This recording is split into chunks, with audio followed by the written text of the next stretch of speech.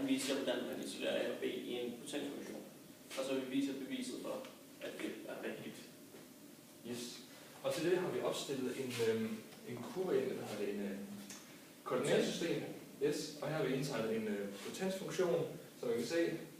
Og på den har vi indsat 2 punkter, nemlig punkt 1 og punkt 2. Og punkt 1, det er selvfølgelig x1 og y1, og punkt 2, det er så kaldt x2, y2. Ja.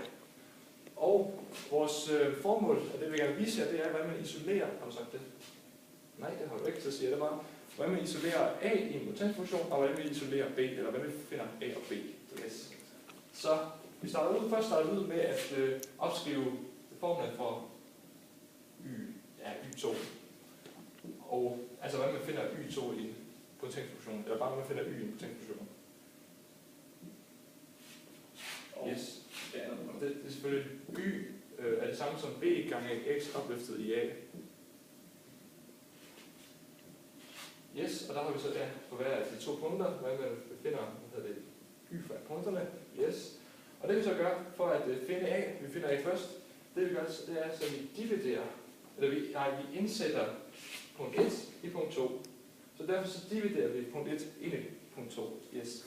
Og der går b op med hinanden. Yes, altså vi siger bare, ja, det går op med hinanden, ja, som du siger. Og så har vi kun, ja, og nu vil vi gerne gøre noget med x, eller den her potens her til x.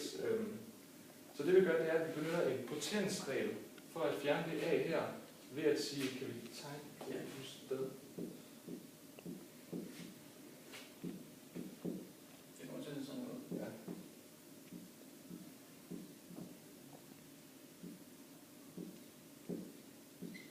Ja, vi benytter potensfunktionen til at få kort, det kan man sige. Ja, fordi det er et potensregel, men når man har 2, der er løbet op i det samme, så kan man skrive op sådan der. Exakt. Godt. Yes. Godt. Og nu har vi, nu vil vi gerne prøve at få ud af For at isolere A. Isolere, ja. Så det næste bruge en logaritmeregel. Og det gør man, og det kommer til at sådan her ud. Men jeg er med log på, man tager logaritmen på begge sider af lighedstegnet. Yes. Så vi siger log til x her. Og fordi vi gør det her, skal vi også gøre det på den anden side selvfølgelig, så det kommer til at stå log y divideret med y1 og log x2 divideret med x1 opløftet af. Men så er der en logaritme-regel, og det siger, at vi kan faktisk flytte a'et, så det ikke længere er en potens, men i stedet for bliver det ganget med log x. Det kommer jeg lige til. Der. Så reglen er, at vi a skal normalt stå her, men ja. Så vi flytter a herfra, på grund af ved hjælp af en logaritme regel, yes, til at flytte den herned. Godt. Så vil vi gerne isolere, nu vil vi isolere a. Så det vi gør, det er, at vi dividerer log y, tænker jeg, med log x, fordi så står a alene. Jeg vil flytte den x derovre, du tager bare. A er lige med log til y2, y1. Ja.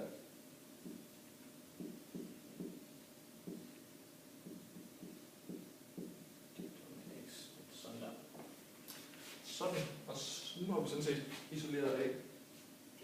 Før vi isolerer B, så skal man lige tage formen igen.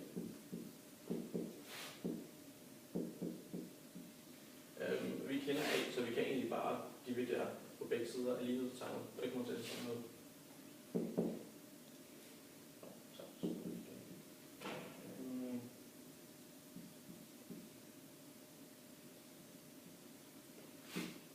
Sådan der.